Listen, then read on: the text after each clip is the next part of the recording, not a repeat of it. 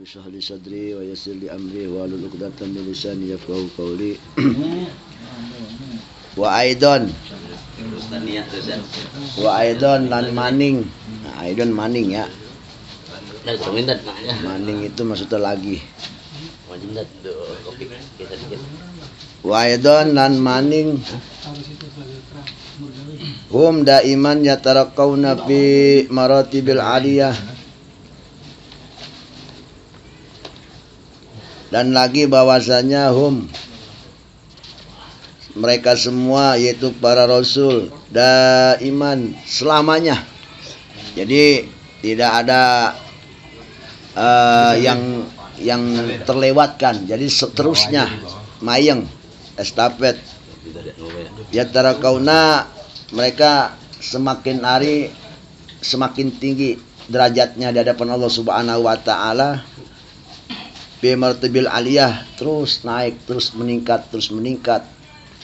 Ketakwaannya semakin hebat. Assalamualaikum teman-teman, berjumpa lagi dengan saya di sini di channel Bang Mo.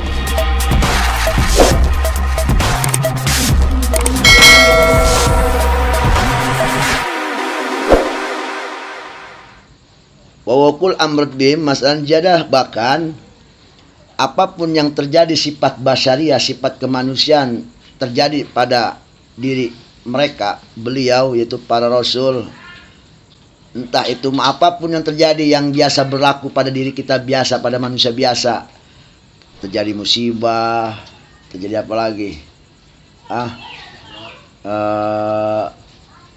siang panas dan sebagainya, pokoknya apapun yang terjadi sama beliau, sifat manusia seperti kita biasa. Nah ini bahkan itu ziyadatan menjadi apa nilai plusnya jadinya. Jadi malah makinan takwanya, malah makinan kehebatannya, malah makinan dekatnya sama Allah. Malah makinan juhudnya, malah makin hebat segala-galanya. Dekat kepada Allahnya, takwanya, juhudnya, qanaah dan sebagainya. Umpama wawukul amrod, terjadi sakit, beliau tertimpa sakit, tak meriang, tak apa, penyakit yang besar ataupun penyakit yang kecil sekalipun, itu tetap ziyadatan, bahkan menjadi nilai plus. Jadi plus buat penambah buat beliau, nilai plus sifat kejuhudan dan sebagainya pada martabat bimarotibim, pada martabat derajat para rasul tersebut. Wali ajli ayat tasalla, dan juga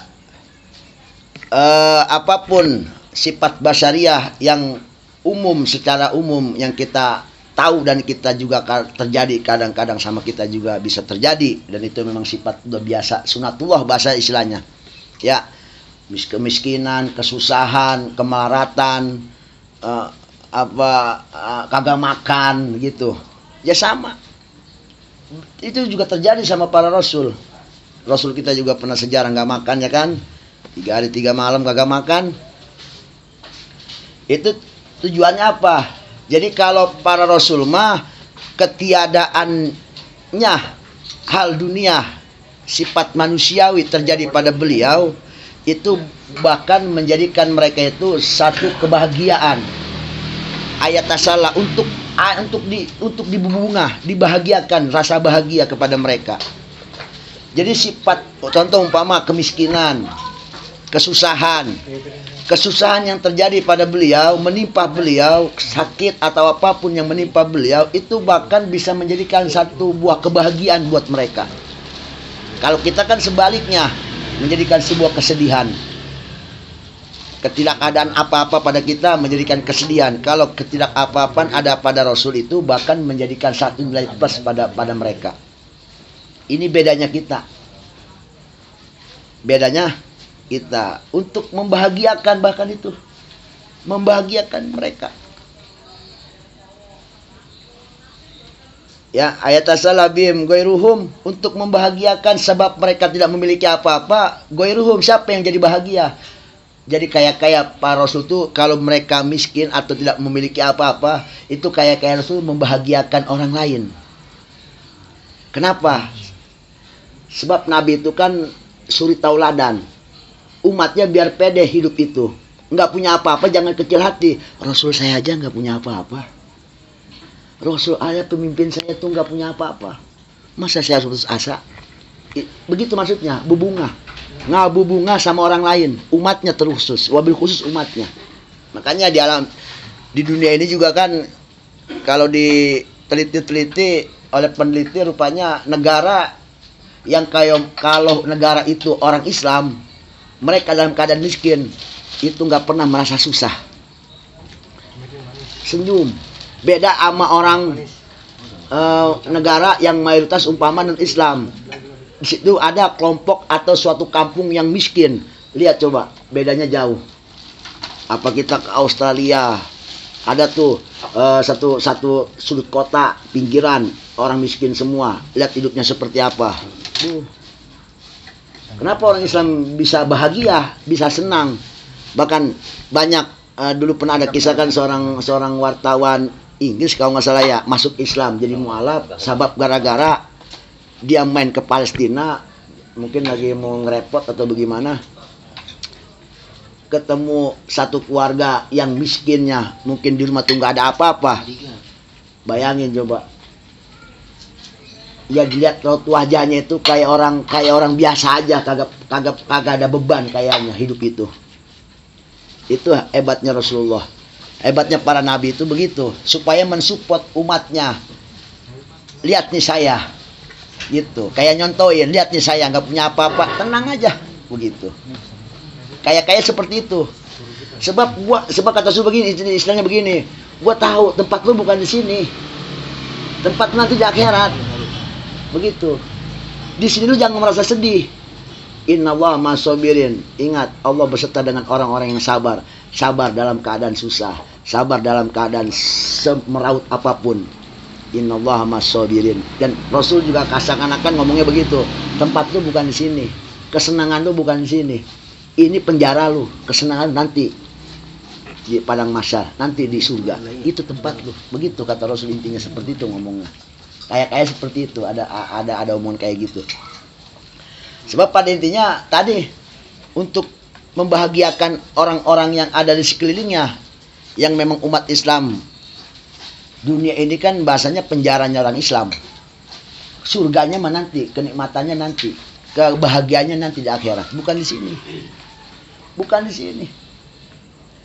Anggaplah sekarang kalau kita segala ada, itu hanya bonus. Bonus. Modalnya belum dikasih sama Allah. Masih bonus itu mah, alhamdulillah namanya. Ya. Tuh, kalau di tengahnya kita lihat aila yahzun, supaya mereka itu nggak ada yang bersedih. Kenapa? Idza ra'a maqamatil haula sadatil kiram. Sehingga kalau umat itu melihat kehidupan sadatil kiram, siapa? Yaitu para rasul, orang-orang pemimpin, orang-orang yang memimpin umat dalam begitu keadaan hidupnya, sulit, susah dan lain sebagainya, menerpa kepada mereka. Sehingga umat itu melihat mereka, jadi mereka tuh yang ada apa? Pede hidup. Iya, kalau pimpinan gua aja begitu, tenang-tenang aja, masa gue yang pimpin mau gelasar dulu? Tenang aja berarti. Intinya begitu. Tujuannya kayak gitu. Aladim khiyaratullah, bahkan mereka itu orang-orang pilihan Allah. Hidupnya aja kayak begitu hidupnya. Masa gua umat ya begitu, mereka aja hidup begitu. Sebelum mereka kalau pengen kaya bisa. Sebelum mereka kalau pengen kaya nggak usah tinggal minta. Bahkan gunung aja, gunung. Dalam kitab Qasidah Burda dijelaskan di situ, gunung menyodorkan dirinya untuk jadi emas buat Rasulullah Shallallahu Alaihi Wasallam. Rasulullah nolak Rasulullah. Kayak Rasul tuh ngajarin umat, gua nggak makan 3 hari, lu baru makan sehari aja udah ngambek. Nih gua 3 hari, tenang aja. Tempat lu mah bukan di sini, senang lu di akhirat ntar. Di sini mah susah, biarnya di sini mah. Tenang aja. Gua aja susah, begitu istilahnya. Kira-kira kita kalau diberi support sama pimpinan kayak gitu, gimana coba kita anak buah?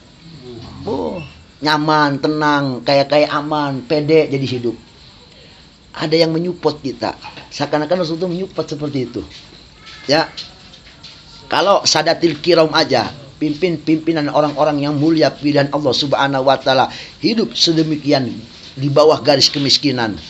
Luar biasa. Senyum. Ya. senyum. Iya. Insyaallah. Tapi begitu dahsyatnya ajaran Rasulullah sehingga para sahabat aja sampai ketularan.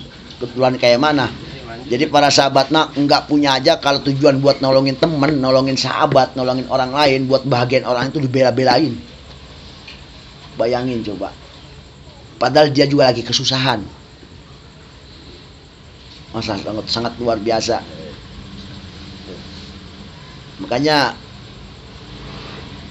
luar biasa kalau ada orang Islam susah tapi senyum. Luar biasa. Kalau kita mah senang aja belaga susah. Kalau kita mah senang aja belaga susah. Biar kagak ngomong beli gua rokok lah, beli gua kopi lah, kan gitu. Orang Islam mah seharusnya susahnya aja dia senang. Kopi tenang, begitu kalau bisa mah. Justru sedekah itu yang hebat itu dikala dia tidak punya apa-apa. Beda dengan orang sedekah punya apa-apa.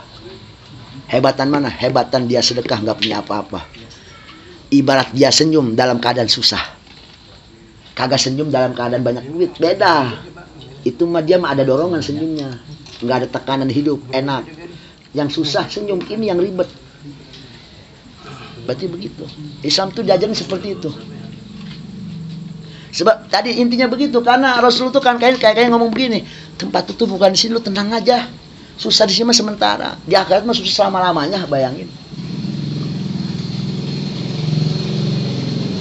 Sehingga kalau begitu, kalau umat melihat suri tauladan para rasul seperti itu pimpinannya, kalau umat kita ya Rasulullah mimpin kehidupannya seperti itu.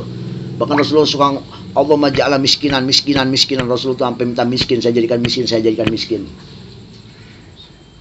Insyaallah, padahal dunia tunduk sama Rasul. Kalau di Papua orang pengen punya emas kudu gali, Rasul mah kagak, gunung yang pengen jadi emas. Kagak pakai gali berarti itu mah. Tinggal nyongkel doang begitu. Iya, emas segede gunung tinggal nyongkel doang. Beli apaan? Beli anuan, nyongkel segede bongkahan penggorengan, blok. Tuh. Mau beli apa lagi? Beli anuan. Keruk lagi segitu. Kagak pakai gali, udah ada di depan mata, tinggal ngorek doang.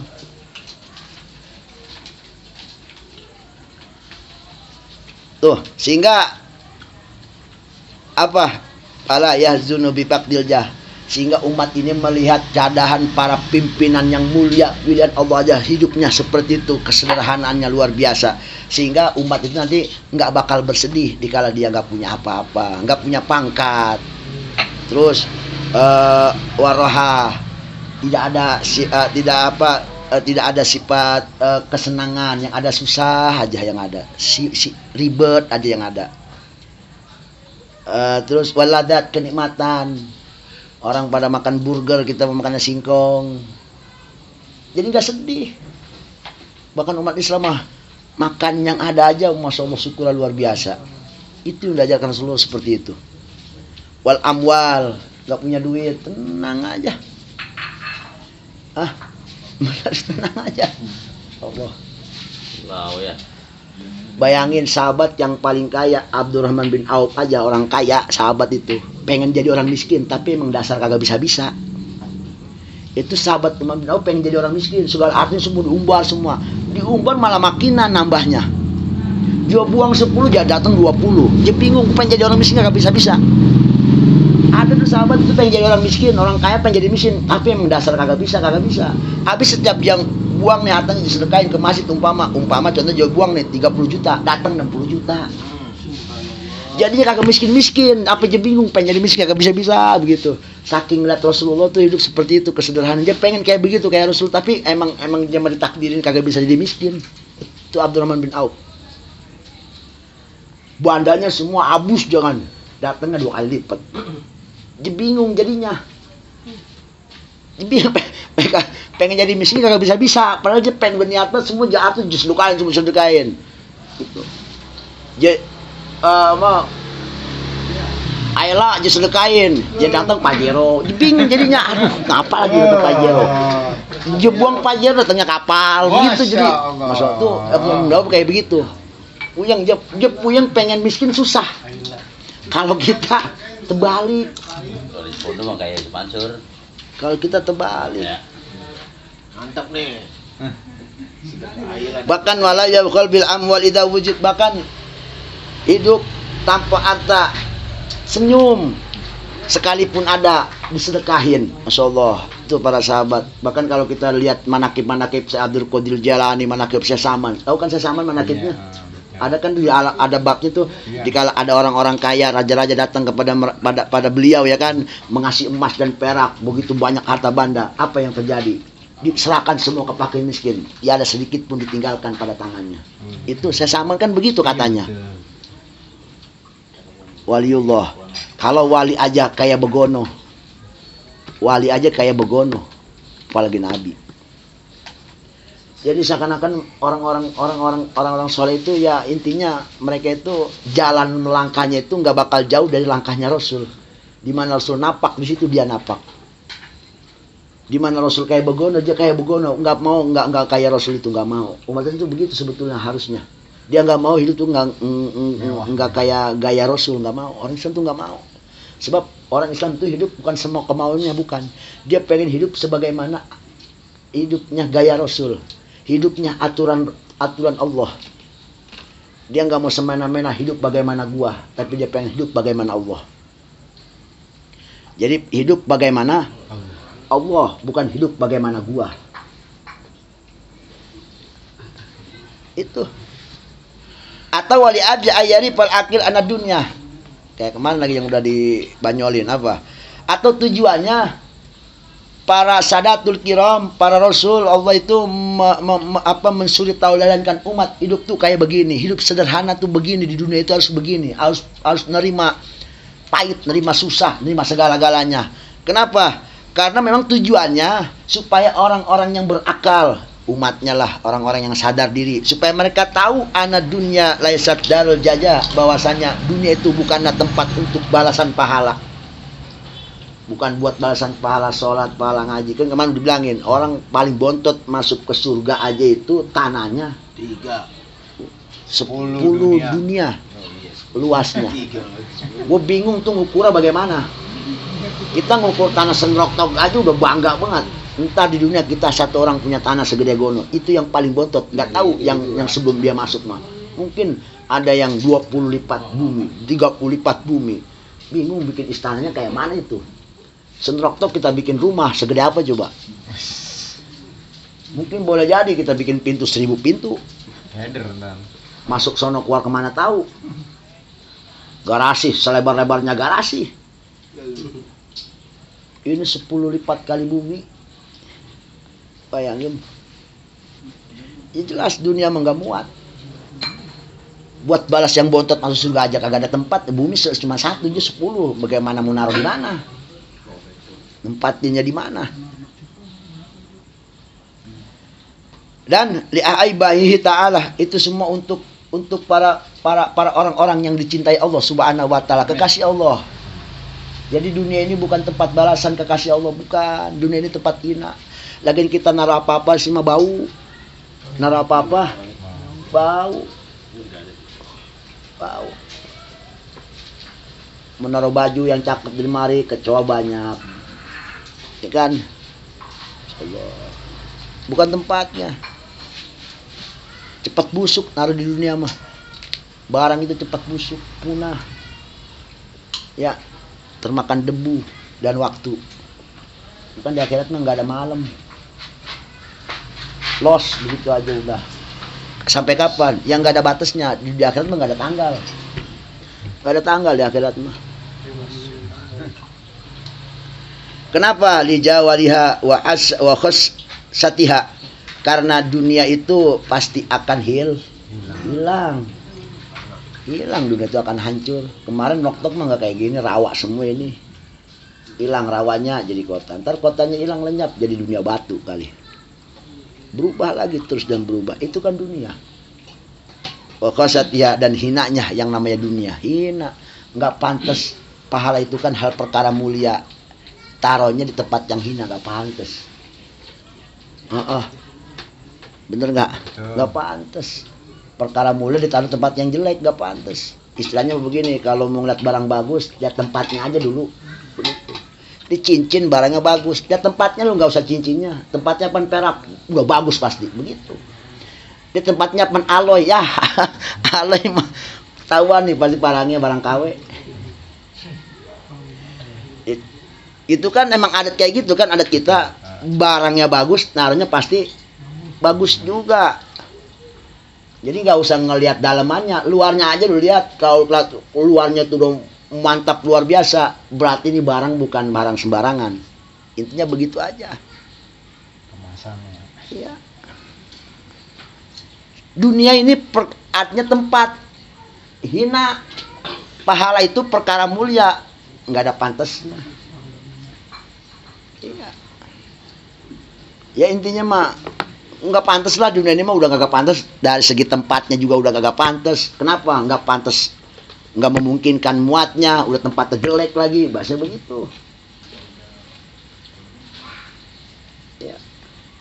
Semakin barang bagus kan pasti tempatnya akan semakin Mewah. wah gitu. Wah, bahasanya wah.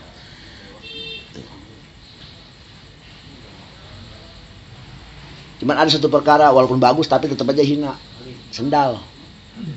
Sendal sama sepatu, mau harganya jutaan juga tapi diinjek-injek juga. Teh kotok dihajar aja. Tapi ada yang murah tapi mulia, peci. Kalau hujan aja bukannya pala yang diamanin, peci yang diamanin. Pala mah jangan kandutin, peci yang jangan kandutin biar takut basah. Padahal goceng itu di pasar malam.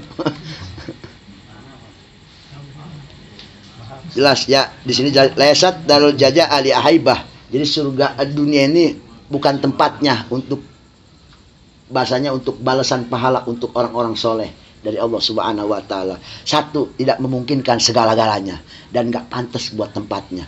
Hina tempatnya, pahala perkara mulia. Enggak ada pantas perkara mulia, tempatnya hina. Batu Bacan itu paling bantar dia tempatnya Jermani. Ya. Kalau pakai aloy yang bercetak di itu kayaknya udah kagak pantas banget itu. Orang juga kagak percaya, ini bener kagak percaya orang tempatnya jelek. Tapi walaupun barangnya pas-pasan, tapi kalau tempat cakep orang pasti percaya aja. Ngeliat tempatnya aja dulu. Itu. Kenapa? Itlau kana darul jaja lam yusibu syai'un min kaduratiha, itu benar. Bahwa ziyada fi uluwin maratibihim alaihi wassalatu wassalam batil kal khamsun akidah. Ya, kemarin kan ada tuh yang apa emang hadis marfu dari Ibnu Mas'ud, yaitu akhiru man yadkhulul jannata mislud dunya wa asratu amsalihha. Jadi orang yang terakhir bontot masuk surga itu dikasih luas tanahnya itu 1 dunia dan semisilnya 10, berarti 10 lipat dunia luasnya tanah yang dikasih. Aduh.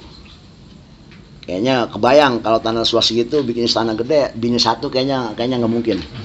Kagak mungkin kayaknya. Kan nggak mungkin kan? 70 bidadari plus 70 surga, 2-nya wanita soleha dunia. Iya.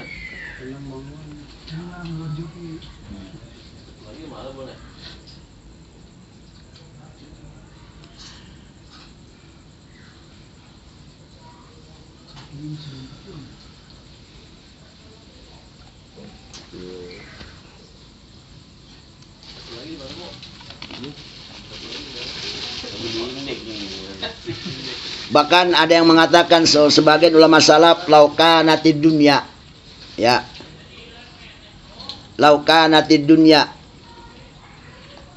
lu'atun lu'atan tafna wal akhiratu khazafatan tabqa lakana yang bagil akil ayusira ma yabqa ala ma yafna. Jelas kata ulama, andai kata di dunia perhiasan intan berlian berlimpah ruah, sedangkan di akhirat cuman keramik yang harganya mungkin dibanding sama kalau umpama di akhirat itu marmer, di dunia itu di akhirat itu keramik, di dunia itu marmer. Yang namanya ulama salaf atau orang-orang yang berakal yang cerdas pasti dia bakal memilih yang namanya keramik. Kenapa? Sebab keramik kekal. sedangkan intan berlian dunia yapna itu hancur. Maka li'anal akil, pastinya lil akil yang bagi pasti orang yang berakal itu ayusiroh mayabgo, pasti dia akan memilih hal yang kekal daripada hal yang bagus tapi rusak, hancur. Dunia walaupun sebagus apapun mereka nggak tertarik. Kenapa? Yapna, sebab akan hilang, sebab akan mati, sebab akan lenyap, sebab akan berubah dan lain sebagainya. Sedangkan akhirat walaupun pas-pasan tetapi abadi, pasti dia akan milih yang abadi. Ya kan? Pengen milih barang bagus tapi sehari hancur, apa pengen barang pas-pasan tapi kuat lama? Hah? Pakai Pak, bagaimana mungkin? Sedangkan wal amru bil aksi, sedangkan masalah itu sebaliknya. Di akhirat itu marmer, di dunia itu keramik. Udah marmer abadi, keramik hancur. Mana yang mau kita? Itu para kekasih Allah mah pasti begitu. Cerdas, akalnya pasti milihnya begitu. Nggak milih dunia, tapi dia milih akhirat. Makanya tujuannya Rasulullah itu seakan-akan diajarkan manusia umat Islam, khususnya Rasulullah pada umatnya. Rasulullah mensulit tauladankan hidup kesederhanaan. Hidup apa adanya. Artinya kalau makan mah yang ada aja makan, jangan pakai nyari ayam. Begitu. Ayam kagak dapat, nasi basi. Kagak makan jadinya. Ya benar sih kalau kata orang itu mah, kalau makan jangan nyari ayam. Itu maksudnya apa? Itu kata-kata qanaah. Nasihat qanaah. Jadi orang tuh nerima apa adanya. Kita makan lain ya kan, pengen enak, makan cuma ada tempe, ngayal pengen punya apa? Ayam. Udah. Ngahayal aja tuh udah termasuk bukan orang qanaah, itu orang rakus. Yang namanya orang rakus itu modelnya banyak. Ada rakus harta, ada rakus jabatan, ada rakus makanan. Iya, rakus jabatan mana? Iya, rakus jabatan salah satu umpama nih, Bang Goni RT. Ada acara 17-an. Panitia nge-MC-in, Bang Goni kagak disebut, ngedumel. Gua RT kagak disebut. Gitu. Kagak dihormatin, maksudnya begitu, enggak ada. Yang saya hormati kan biasanya mah kepala kampung disebut, ini mah kagak disebut, ngedumel. Berarti ngedumelnya RT enggak disebut. Itu namanya gila pangkat. Rakus pangkat. Ada yang begitu banyak. Cuma tuh orang kalau lewat sama kita, kalau bukan kita yang nyodorin salaman dulu, dia mau ogah. Ada yang begitu. Harus kita dulu nyodorin, baru dia mau salaman. Atau ngucapin salam. Saking rakus pangkat ya kayak begitu. Namanya tuh harus disebut aja udah. Gitu. Pangkat kiai kagak dipanggil al-mukaromnya, kesel kadang-kadang. Gue dipanggil nama gue doang, al-mukarom kayak begitu. Ngedumel. Itu kiai pangkat namanya. Gitu. Ya kalau selain gitu gila apa ya banyak, kayak gila makannya tadi. Makanan yang ada nyari yang kagak ada, itu namanya gila makanan. Sama kayak orang gila pangkat. Maka dari itu patil kal khamsuna aqidah. Patil kal khamsuna aqidatan bi adillatiha yajma'u qauluna la ilaha illallah Muhammadur Rasulullah. Tuh, patil kal khamsuna aqidah, selesai sudah. Seluruhnya yang kita kaji dari awal, entah dari tanggal berapa, bulan apa itu saya nggak tahu. Sampai sekarang di titik ini terakhir, itu semuanya ada khamsuna aqidatan, ada 50 akidah. 50 aqaid disebutnya. Itu wajib kaum muslimin harus tahu ma'rifat. Ma'rifat itu berarti dia tahu wujud, tahu dalil, itu namanya ma'rifat. Kenapa kita harus tahu dalil? Sebab tadi kan kembali, orang Islam itu kalau iman jangan taklid. Jangan taklid ngikutin orang. Artinya belajar wujud, dia tahu wujud dan juga tahu dalilnya. Apa dalilnya? Terserah mau dalilnya dari Al-Quran, dari hadis, apa mau dari akal. Sebab dari yang diterima akal itu termasuk ilmu kalam. Pakai akal nggak apa-apa, pakai akli. Ya, contohnya Allah wujud. Kita kan pasti tahu sifat yang namanya wujud. Tapi kalau kita nggak punya dalil, nah ini takutnya nanti iman kita disebutnya iman ikut-ikutan. Jadi intinya apa? Intinya orang Islam mah jangankan masalah akidah, masalah tidur, makan, duduk, jalan semua juga tadi. Kalau orang-orang ulama salaf mah, di mana Rasul berpijak, di situ dia injak. Di mana Rasul duduk, begitu dia duduk. Dia nggak mau tuh keluar dari jalur ajaran Rasul. Duduknya aja nggak mau, tidurnya aja nggak mau. Kalau bukan dari Rasul, itu. Artinya apa? Berarti dia berbuat segala apapun, mengucap segala apapun, memandang segala apapun, mendengar segala apapun, itu semuanya berdalil dan berhujah. Intinya kayak begitu. Siapa yang jadi hujah? Al-Quran atau Rasul? Itu. Jelas berarti, termasuk iman. Wujud idam bako. Tahu kita udah wujud idam bako. Juga harus tahu dalilnya supaya kita meyakinkan wujudnya Allah, meyakinkan bakoknya Allah, kidamnya Allah tuh nggak main-main, artinya serius. Saya punya dalil. Nah, dalil itulah yang menjadikan dia dirinya orang-orang yang benar makrifat kepada Allah. Tanpa dengan dalil, takutnya iman kita iman buntut. Buntut munding. Munding, tahu munding? Kebo mah walaupun badan doang gede, engkregan doang, tetap aja tarik sama bocah yang umur 5 tahun, dia ngikut aja mengikut. Namanya kebo. Ngikut aja, nggak ada kebo ngelawan. Ngikut aja. Padahal yang narik bocah. Ngikut aja. Itu iman taklid kayak begitu. Sedangkan iman taklid itu diikhtilafin sama ulama. Diikhtilafin. Tapi kan memang awal kita belajar tauhid. Kata siapa? Kata yang ngajar. Wujud kidam bako. Tetap kita punya pegangan nih yang udah tahu. Pegangannya apa? Dalil. Udah punya dalil kita masing-masing. Harus punya dalil. Jangan cuma sampai juang katanya doang. Makanya dia beriman wujud kidam bakonya Allah, wujudnya Allah, bako kidamnya Allah, mukhalafatulnya Allah. Itu dia punya pegangan, punya hujah, punya kekuatan. Gue punya dalil. Bukan kata dia, gue kata Quran, gue kata hadis. Begitu. Kan hujahnya orang Islam kan Quran sama hadis, dalilnya. Ya. Atau dalil akli, silakan pakai dalil akli di luar Quran sama hadis. Ya tadi contohnya, kalau Allah wujud, gue yakin kenapa? Sebab Allah wujud, kalau Allah nggak wujud, nggak mungkin ada bumi.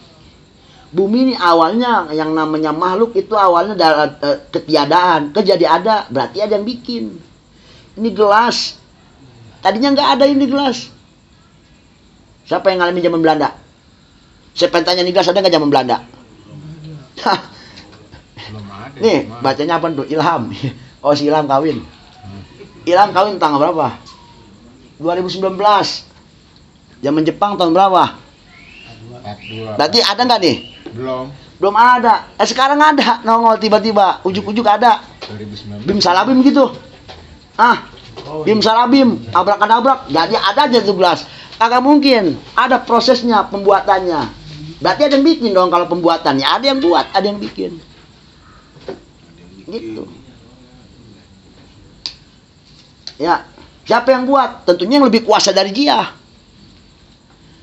Di alam dunia nggak ada yang lebih kuasa. Siapa yang lebih kuasa dalam dunia? Ada orang kaya, ada lagi yang lebih kaya. Dunia kan kayak gitu. Makanya nggak ada yang lebih kuasa kecuali Allah. Allah berarti nggak ada yang ngelangkain. Sehebat-hebatnya manusia, ada lagi yang lebih hebat. Tapi kalau kita bicaranya sehebat-hebatnya Allah, udah kagak ada tandingannya. Begitu. Nggak ada lagi yang lebih hebat lagi. Hanya Allah. Gitu. Itu jelas berarti. Yang menciptakan dunia ini apa adanya. Hal perkara yang luar biasa. Manusia dari air mani. Jadi manusia begitu sempurna. Siapa kalau bukan Dat yang maha sempurna yang menciptakan. Nggak mungkin yang menciptakan itu lebih hina dari yang menciptakan. Nggak ada sejarahnya. Nggak ada sejarahnya. Orang bikin sesuatu, yang sesuatu itu lebih hebat daripada yang membuat. Nggak ada. Kenapa? Karena dia tahu kunciannya. Kalau dia belagu-belagu, gue tinggal pencet doang, mati udah. Karena gue yang bikin. Ya. Berarti lebih hebat siapa? Lebih hebat dia. Lebih hebat yang bikin berarti. Dunia luar biasa hebat.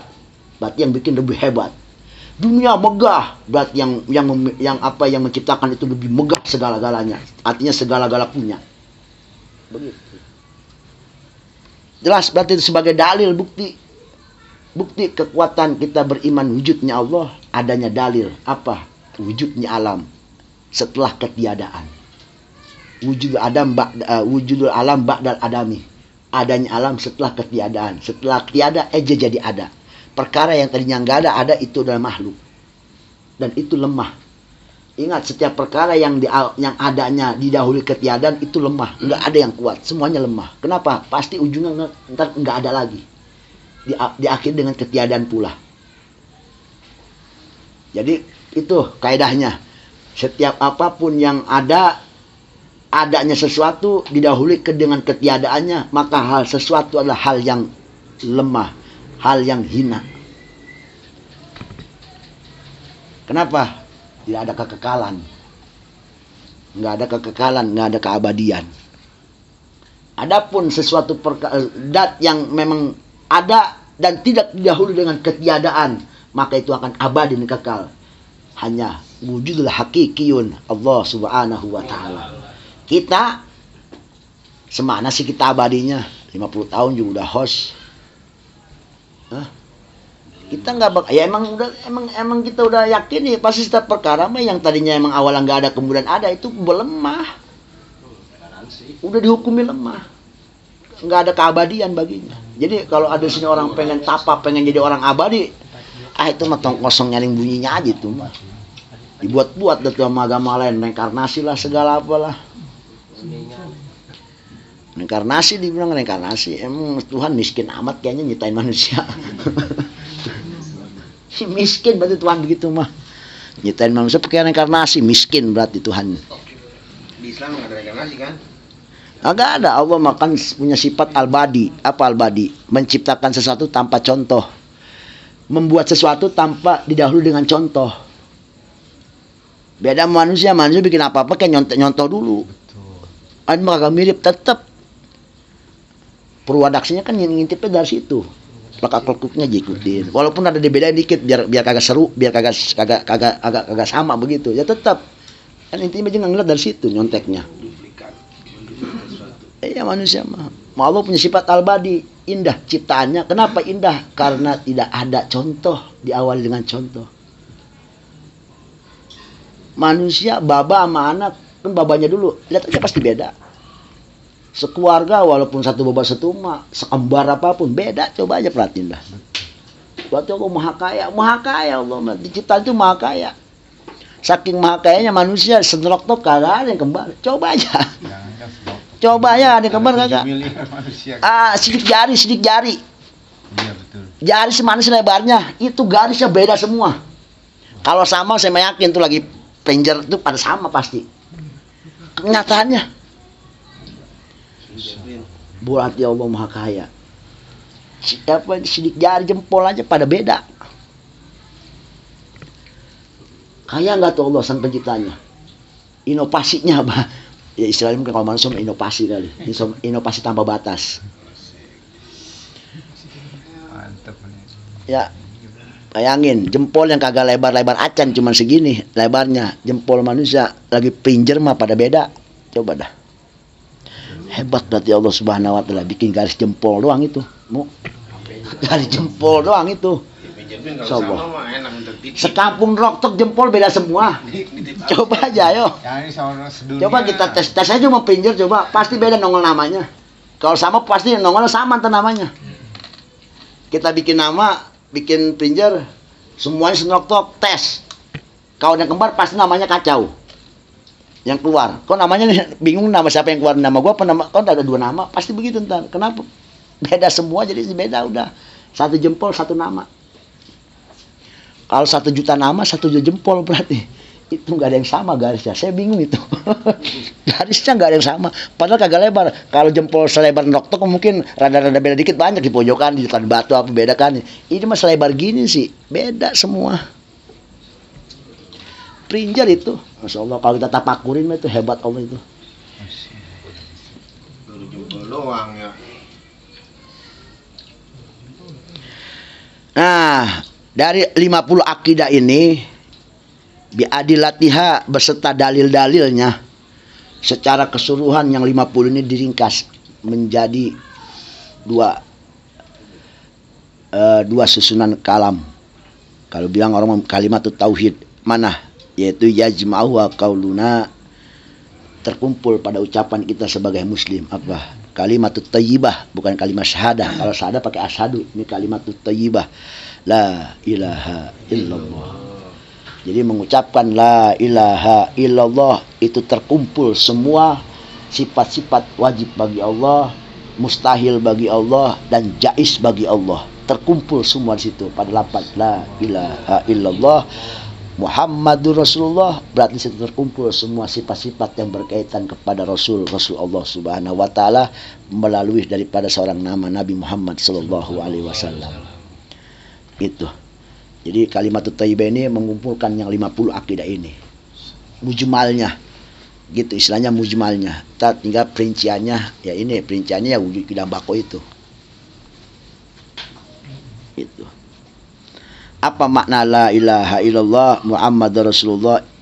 Makna, karena makna. Jadi makna la ilaha illallah itu ada dua pendapat. Ada pendapat ulama mutaqaddimin, ada pendapat ulama mutaakhirin. Kalau ulama mutaqaddimin itu makna la ilaha illallah maknanya la ma'buda bihaqqin illallah. La ma'buda bihaqqin fil waqi illallah. Jadi tidak ada yang disembah secara hak pada kenyataan ilallah kecuali Allah. Itu penafsiran ulama mutaqaddimin. Ulama mutaqaddimin itu ulama 500 tahun hijriah terus ke belakang. Kalau 500 tahun ke atas kemarin namanya ulama kholaf, mutaakhirin disebutnya. Kalau mutaakhirin memaknakan la ilaha illallah itu maknanya ay la datan mustaghniyan an kulli ma siwa, ya. La ilaha illallah yaitu maknanya idil makna la ilaha illallah ay la mustaghniya an kulli ma siwahu wa mubtakiran wa mubtakin ilahi ma kullu ma ilahi ma kullu ma siwahu ilallah ta'ala. Artinya apa? Artinya la datan mustaghniyan an kulli ma siwahu, tidak ada dat tidak dibutuhkan daripada selainnya, ya. Tidak ada dat yang tidak dibutuhkan daripada selainnya, wala datan mubtakin ilahi, dan tidak ada dat yang membutuhkan kepadanya, ilallah kecuali Allah. Jadi Allah itu sifatnya ghaniyun, Allah tidak membutuhkan sesuatu, dan wa mubtakirun ilaihi, dan sesuatu butuh kepada Allah. Allah enggak butuh makhluk, tapi makhluk yang butuh kepada Allah.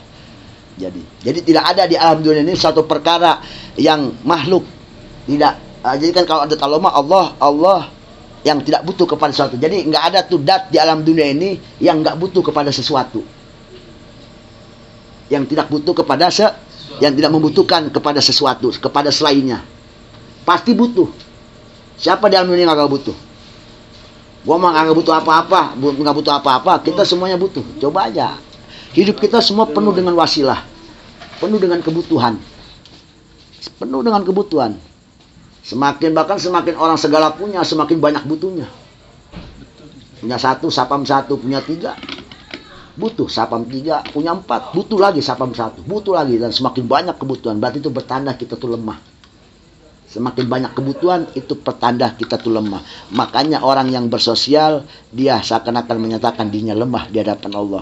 Maka bersosial itu baik. Berhubungan interaksi itu baik. Kenapa? Di situ seakan-akan dia zikir kepada dirinya, mengingatkan dirinya kalau gua tuh lemah, gua tuh butuh orang, gua tuh butuh sesuatu. Tukang beras butuh tempe. Tukang tempe butuh tukang beras. Coba kalau nggak ada yang butuh, tuang tempe nggak butuh tuang beras, dimakan aja tempe tiap hari. Tukang beras kagak butuh tuang tempe, makan aja tuh beras. Kan nggak jadi nasi, yang nggak bakal jadi nasi kalau nggak ada tukang gas. Tukang gas kagak butuh tukang beras, makan tuh gas. Coba aja, punya duit nggak butuh tukang apa-apa. Gua ngapain tuh duit? Agak berharga. Justru jadi berharga karena ada kebutuhan. Kita punya uang banyak, nggak butuh apa-apa, sama aja duit buat apa? Maka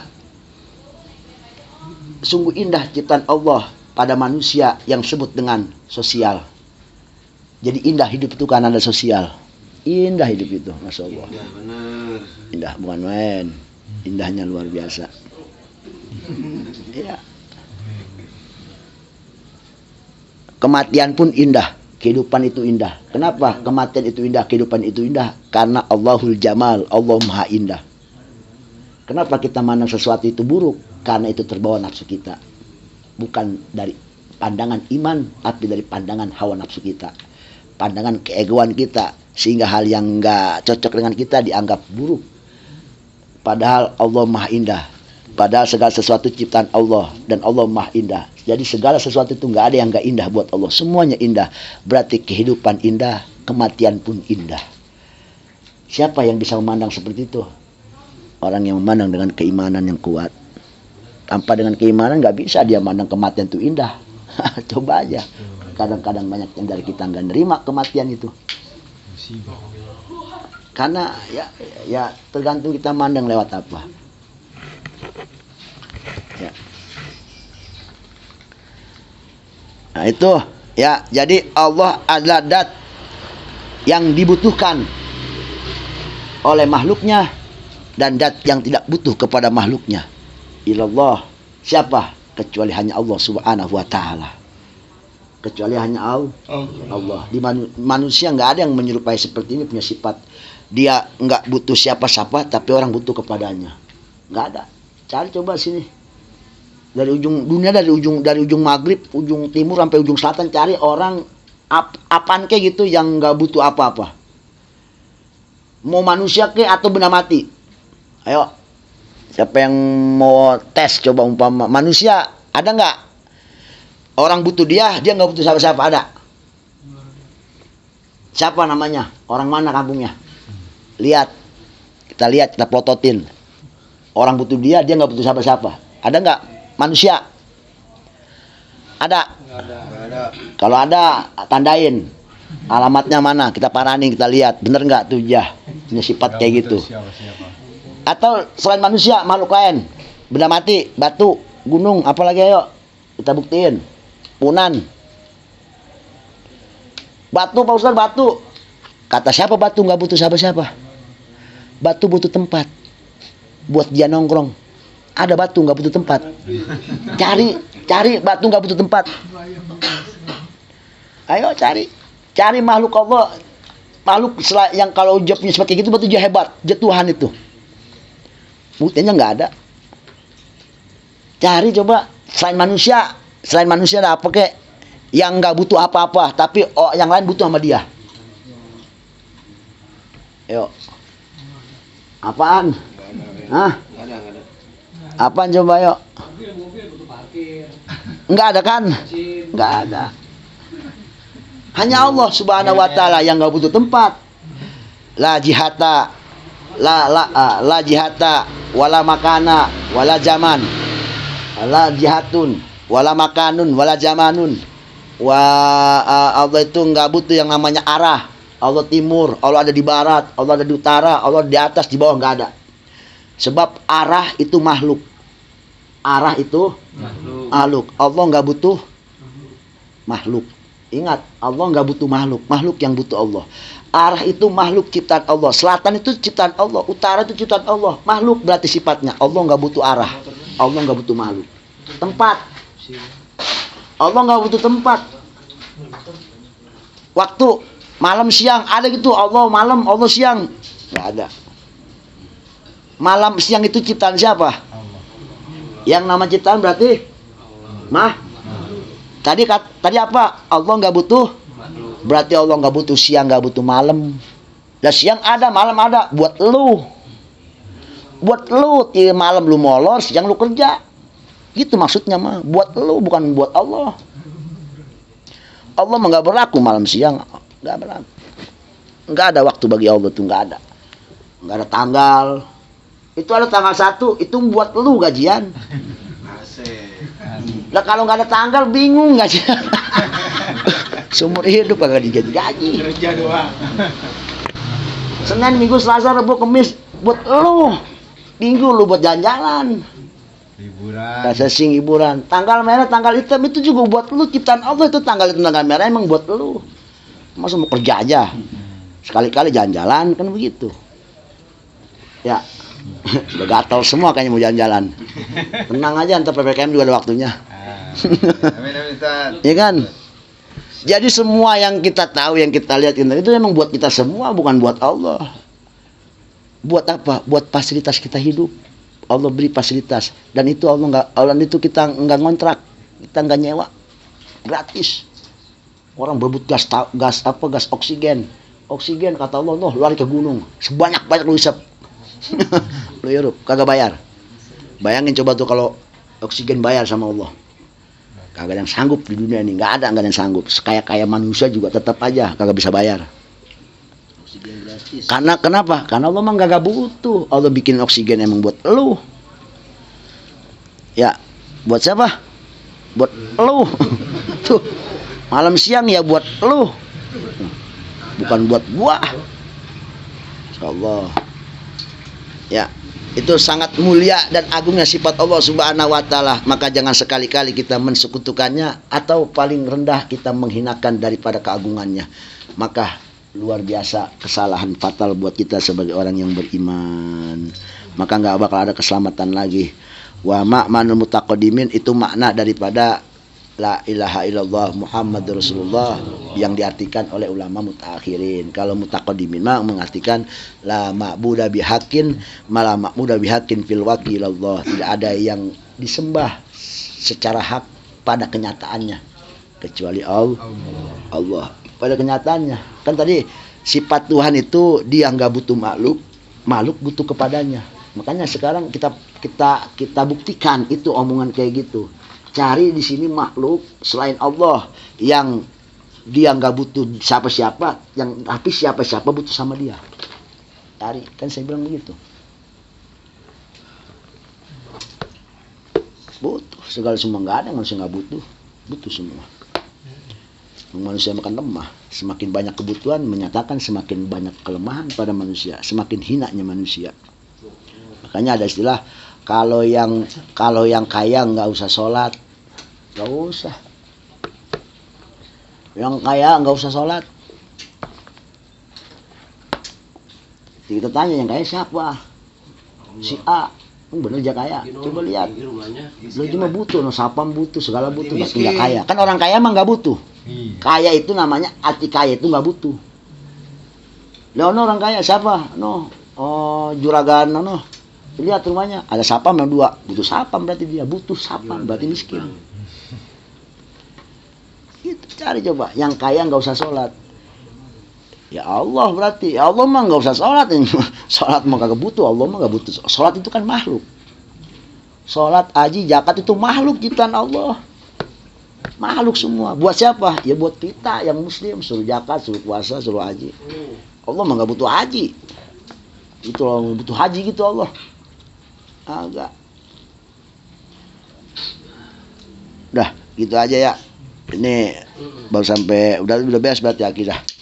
Tinggal kemarinnya mungkin kenang-kenangan masa lalu dibolak-balik lagi. Ini kita baca ntar ada kenangan masa lampau gitu. Maksudnya halaman-halaman kemarin-kemarin gitu. Wallahu a'lam bishawab. Walhamdulillahirabbil